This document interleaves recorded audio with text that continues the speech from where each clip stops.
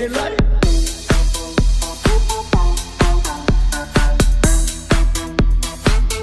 A ese nivel, no seas cojudo. El aire.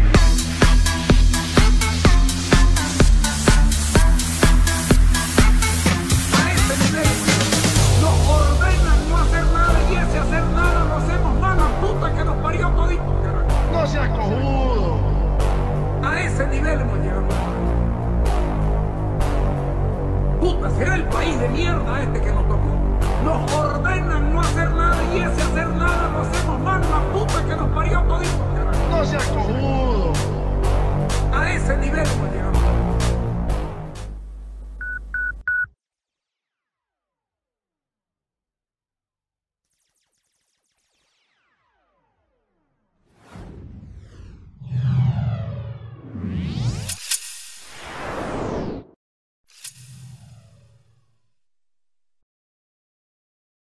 Buenas noches. Miércoles 17 de mayo del año 2023. Les pido 20 segundos, por favor. Y que sepan disculpar si hay fallas. Hemos cambiado todo el sistema de sonido, así que podemos estar en problemas en algún momento. Dale.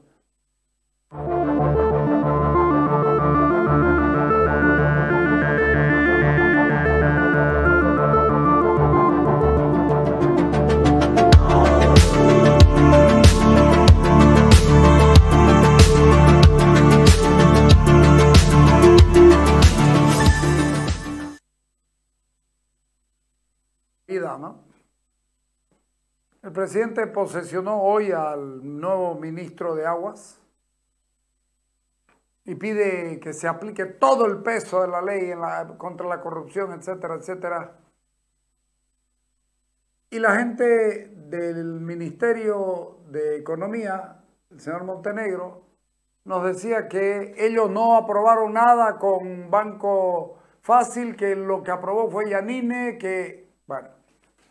Poneme esos cuadritos, por favor. Poneme esos cuadritos. Empresas privadas emisoras para comunicar que el día 20 de abril del 2022 finalizó la cancelación del pagaré de mesa de negociación correspondiente a la serie número tanto. Banco Fácil ha comunicado que mediante resolución número tanto, el 13 de abril del 2022, la Autoridad de Supervisión del Sistema Financiero autorizó la realización de promoción del empresarial del sueldo fabuloso. ¡Ey, Montenegro! 13 de abril 2022, vos eras ministro. Ha comunicado que la resolución ASFI, Yujra, ASFI, 13 de abril 2022, la Autoridad de Supervisión autorizó la realización de la promoción empresarial Fabuloso Millón.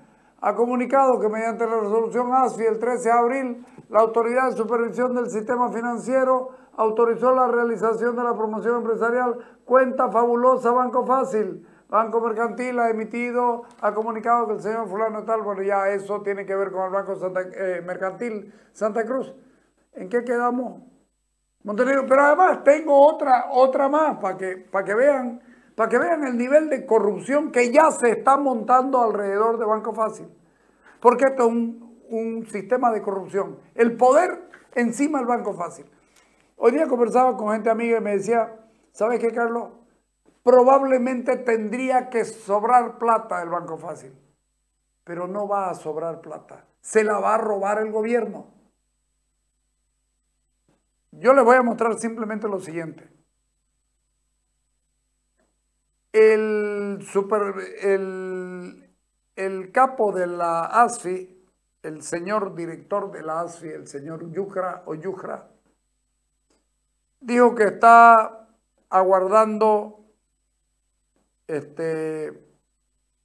que se pueda monetizar los activos para poder pagarle a los trabajadores, ¿no es cierto? Bueno, sin embargo, hoy,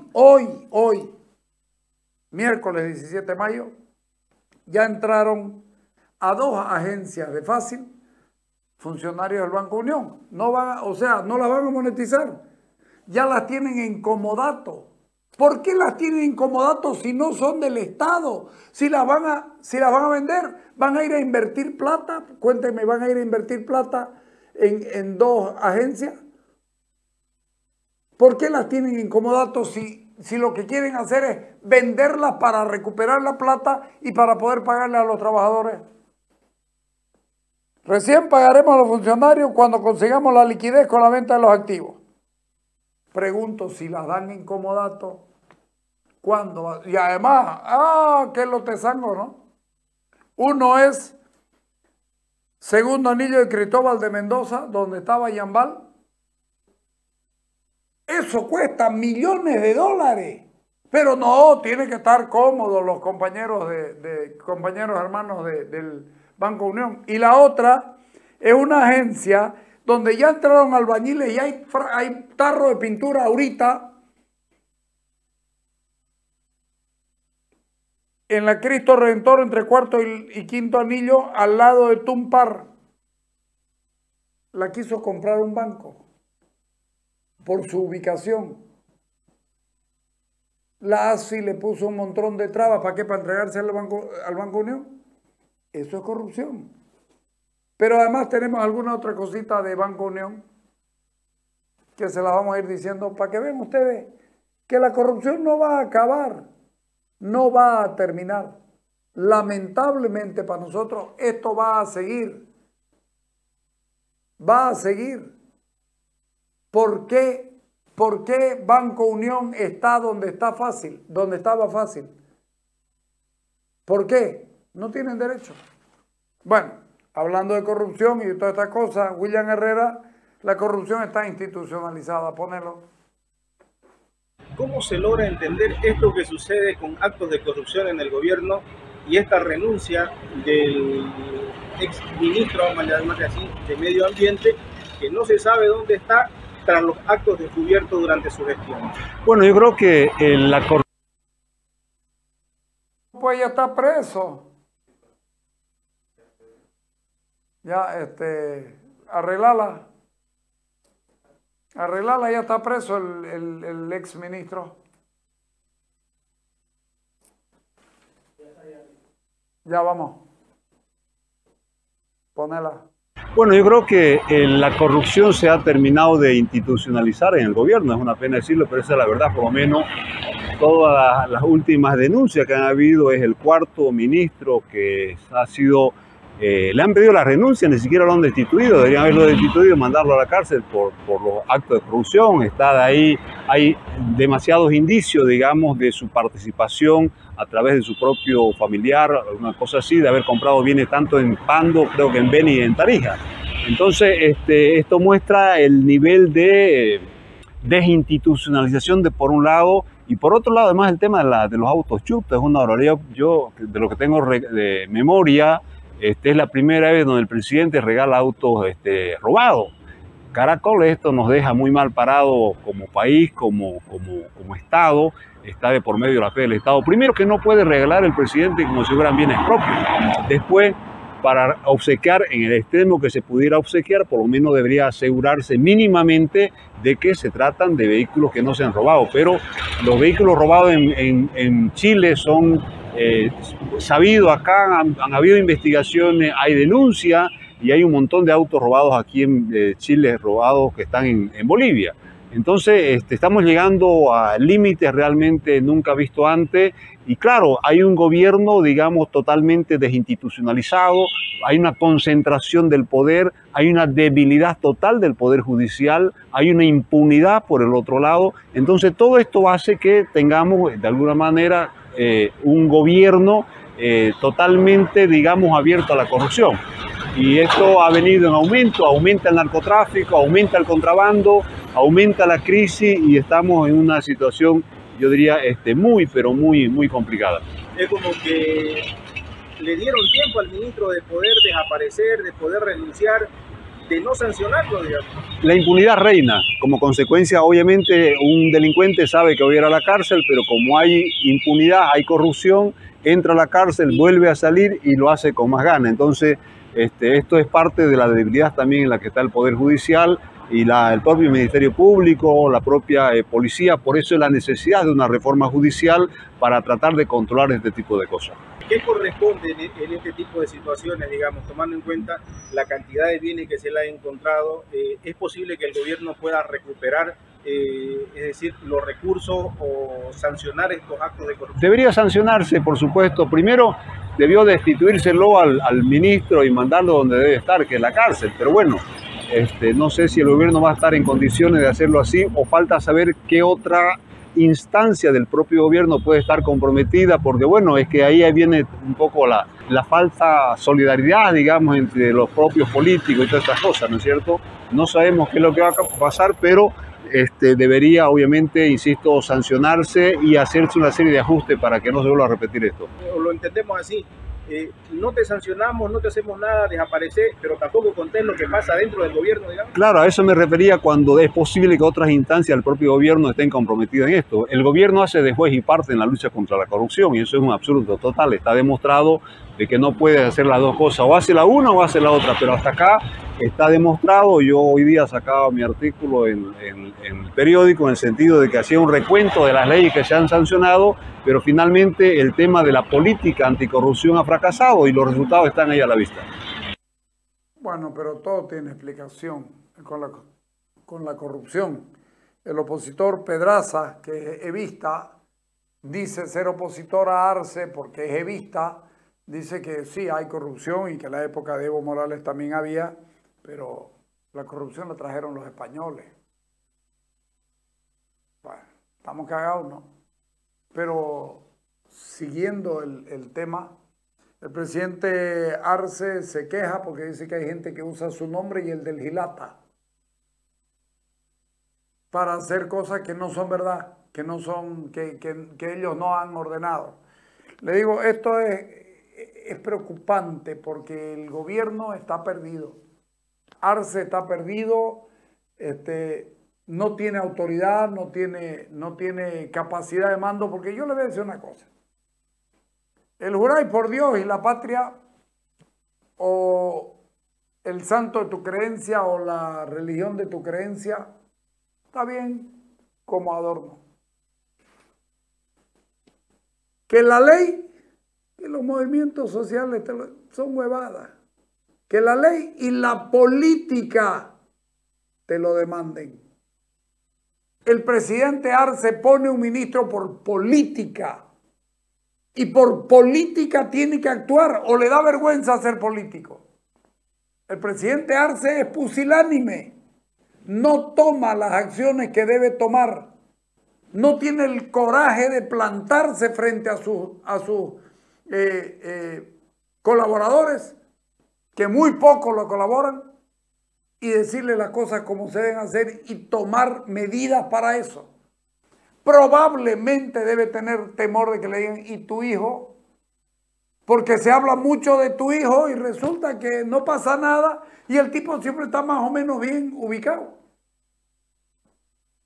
Él dice, mi hijo no tiene nada que ver, creo que en una oportunidad lo dijo. Entonces, córralo del gobierno absolutamente, porque no estudió para funcionario público. No estudió solo para trabajar, estudió para tener la capacidad de trabajar por su cuenta. El hijo del presidente, mientras más lejos esté del poder, mucho mejor. La esposa del presidente, mientras más lejos esté del poder, mucho mejor. Solo en el socialismo del siglo XXI no los ve prendidos el uno con el otro. Ya está bueno. ¿Qué dice don José Orlando Peralta? Dale. Bueno, es algo que realmente pesa mucho, ¿no? Y que no es algo nuevo, es recurrente, porque hay denuncias con otros ministros, interpelaciones, ¿ya? Y él no necesariamente por corrupción, por ineficiente, etcétera, etcétera, pero él los mantiene. O sea, no cambia el ministro. No cambia a pesar de las demandas externas e internas al gobierno, internas por la evista y externas por la oposición y por la sociedad, ¿no? Medios de comunicación y denuncias que hay. Por tanto, esto es preocupante más aún cuando es un hecho de corrupción tan claro, ¿no? Tan abrumador, fehaciente, ya con pruebas, y obviamente que afecta, ¿no? Y que afecta más que todo a su imagen de él, a su imagen, a su gestión, porque es una persona supuestamente de confianza. Por tanto, esto le da, es un golpe, ¿no? Creo yo, para el gobierno de Arce, ¿ya? No vamos a decir un golpe fuertísimo, pero degrada bastante su proyección, ¿no? Y cualquier cosa que él plantee o proyecte, más aún en las circunstancias en que estamos, ¿no? Con el tema económico y el tema político. Se habla mucho de una corrupción institucionalizada, porque no es la única denuncia o no es el único ministro de cual se habla que haya recibido coima o que de repente por allí haya hecho sus negociados para poder beneficiarse en razón del cargo. ¿Se protege la corrupción desde el gobierno, desde el propio presidente? ¿Cómo lo entiende? Yo creo que está enraizada, ¿no? Porque fíjese que estamos hablando de cuántos años de gestión del MAS, y obviamente seguramente han cambiado algunas personas, algunos funcionarios públicos, pero probablemente en su gran mayoría se mantengan durante mucho tiempo, ¿ya? Y son gente que ya conoce cuál es lo que pasa internamente, cómo se maneja, cómo fluye eso internamente, cómo se puede proteger, cómo se puede hacer ciertas actividades, porque ya son expertos en el área, digamos, en sus respectivas áreas. Por tanto, es válido eso que se dice, una corrupción institucionalizada, ¿ya? Pero obviamente que perjudica a la gestión, ¿no? Y se derogan muchos gastos. Pero aquí es cómo eso se va mantenido en el tiempo y se mantendrá en el tiempo, porque el gobierno, aunque sea alternativo al MAS, en la próxima gestión, un supuesto caso, ya, igual esto va a estar bien fortalecido, va a estar bien estructurado, asentado, ¿no? Y eso es preocupante porque ellos manejan, la burocracia maneja muchas cosas que prácticamente no las maneja ni un actor político, ¿no? Porque son los conocedores de todos los trámites internos y la gestión y los mecanismos internos que hay. ¿Es posible que estos lleguen a tener sanción o seguirán siendo Mire, protegidos? por lo que se ve hasta ahora, no, parece que no. No sabemos qué va a suceder aquí a poco tiempo, pero por lo menos lo que se ve hasta ahora, no se ve que haya una mano dura internamente, ya de que para que haya una autocorrección, ya, llamémoslo así, sino que más bien que se mantenga, ¿no? O probablemente dejarlo, ya apareciste en los medios de comunicación, ya estuviste ante la justicia, ahora desaparecer o andarte a una embajada, no sé. Pero no hay un castigo así claro, no contundente, ya, porque a pesar de que ellos, el Gerardo Díaz, que luchamos contra la corrupción, el mismo Evo le dice, no, yo fui más drástico contra la corrupción, aunque no fue tan así, pero el hecho es que ahora esto está naturalizado, ¿ya? Y más aún que tenemos el presidente que aparentemente no tiene mucha información que llega a sus manos, ¿ya? O es un tipo pusilánime, débil internamente para determinar ciertas cosas como autoridad y generar los cambios, ¿no? O su entorno también no tiene la capacidad de visualizarlo todo. Nosotros, o la sociedad civil, piensa que el gobierno tiene una fuerza y una capacidad de inteligencia para observarlo todo y conocer a detalle todo. Parece que no es así, ¿no? Probablemente no sea así, más aún, como le digo, ¿no? Que su misma élite de gobierno no es fuerte en este sentido, ¿no? No es capaz, no es eficiente para detectar, analizar y ver y hacer los cambios que sean necesarios para ajustar la gestión. En cuestión del presidente Luis Arce, ¿es cuestión de inteligencia o es cuestión de carácter? ¿O es que nomás Evo tiene razón al decir Luis Arce tiene un gobierno corrupto? Ambas. Probablemente inteligencia y carácter, ¿no? Porque no solamente podrá Arce conocer muy bien los números de este país, porque ha trabajado muchos años su vida en ello, eso no se discute, pero otra cosa ya es el arte de gobernar, ¿no? Tener estrategias, acciones estratégicas internas y externas para que su gestión o su agenda fluya, tenga una finalidad, se concrete en algo de beneficio para todos, ¿ya? Obviamente aquí implica también ello cómo articula o cómo desarticula con sus grupos de poder o con la oposición, ¿ya? Y cómo funciona internamente, y parece que en ese sentido hay muchas debilidades, no sé si uno se puede observar, hay muchas debilidades, ya, que muchos huecos, digámoslo así, ya, que hacen que inclusive internamente, como es el caso de Evo, le den material para que Evo pueda interpelar, pueda denunciar, ¿no? Y ahí mire usted cómo se aplaza la oposición. La oposición también denuncia, pero más impacto tiene Evo, a pesar de esta situación, de estas condiciones en las que estamos con respecto a la gestión pública y a las debilidades internas del presidente. Ahora, en el MAS se demuestra que no hay gente que pueda sustituir a estas personas. ¿Por qué le consulto? Porque Evo Morales en su gestión también fueron pocos los cambios de ministros que realizó y en algunos como que no tenían el impacto que se esperaba, digamos. Ahora Arce no se atreve a cambiar. Pero fíjese en cuáles son los ministros que se mantienen y cuáles en la época de Evo, ¿no? No eran necesariamente ministros de áreas estratégicas, sino eran ministros que tenían el poder, ministro de gobierno, presidencia. Y aquí no los cambian, ¿no? Y no es porque no hayan otras personas capaces, puede ser que existan, obviamente que hay personas más capaces. Usted me pregunta eso y lo primero que se viene a la cabeza es el tema de salud y educación. Ministro, que los médicos y los maestros lo han interpelado porque los hombres no han sabido resolver problemas y salen a hablar y hablan cualquier cosa, no convencen, ¿ya? Y no actúan en consecuencia.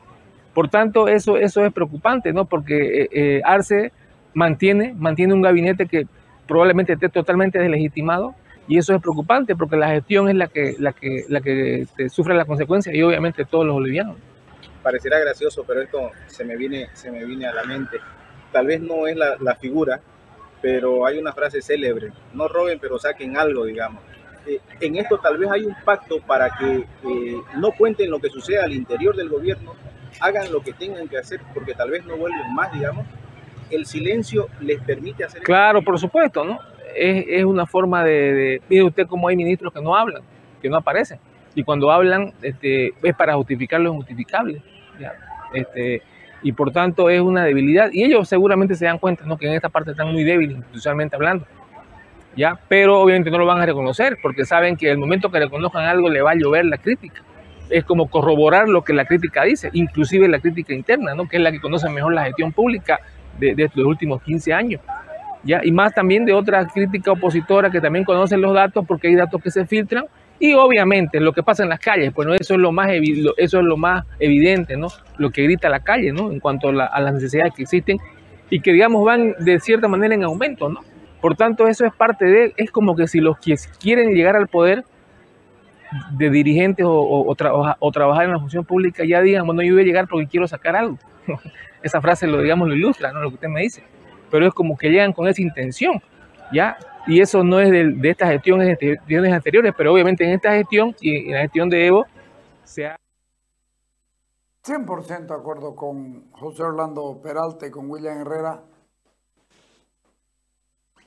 La frase o la trilogía Amasúa, Amayuya, Amaquella, no seas mentiroso, no seas flojo y no seas ladrón, fue un invento español para que los dominados, los indios, no sean mentirosos, no sean flojos y no sean ladrones. No es una frase o una fraseología o una trilogía que venía del Inca. Y si venía del Inca también era el que dominaba. Eso por un lado. Por el otro, con el respeto que se merece don Marco Antonio Aramayo,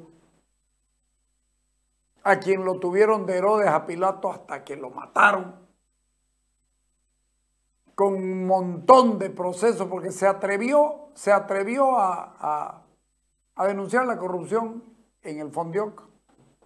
Yo quiero decirle que para mí, este señor de apellido Santos es otro Marco Antonio Aramayo, que no sé si va a morir, pero creo que políticamente era tan pinche como Aramayo y que puede tirarse 20 años preso para decir, ahí está, ahí está. Y yo les pregunto, cada vez que me digan, ahí está, Santos, lo sacaron, le pregunto, ¿y por qué Nemesia Achacollo no tiene pena ni sanción penal hasta ahora, cuando se perdieron 600 millones y después quedaron en 400?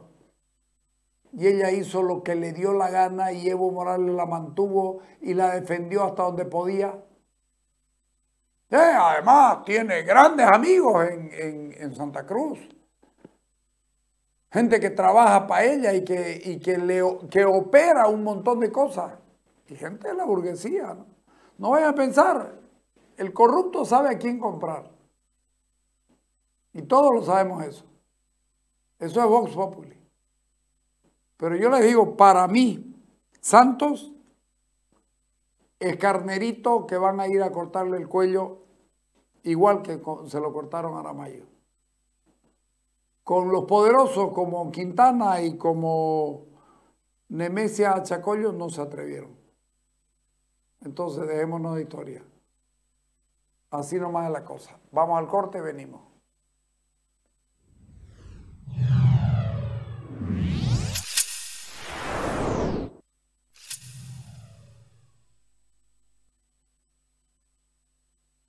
BYD continúa innovando, firme y de la mano de Crown, representante y distribuidor exclusivo de BYD para Bolivia. Muy pronto estaremos con una nueva generación para el segmento vagonetas. La nueva vagoneta SUV de nuevas energías creadas por BYD, que convierte a estos vehículos en toda una revolución por la potencia, altas velocidades que alcanza y los niveles de eficacia. Todo esto lo sumamos a una conducción suave y silenciosa para el confort total de sus ocupantes. Muy pronto todos los vehículos serán como BYD.